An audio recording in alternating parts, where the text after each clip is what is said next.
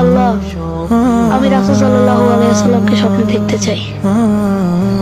আপনি আমার দোয়া কবুল করুন আল্লাহ, কবুল করুন।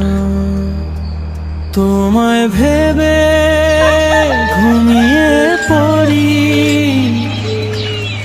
বসে ভাবি একা,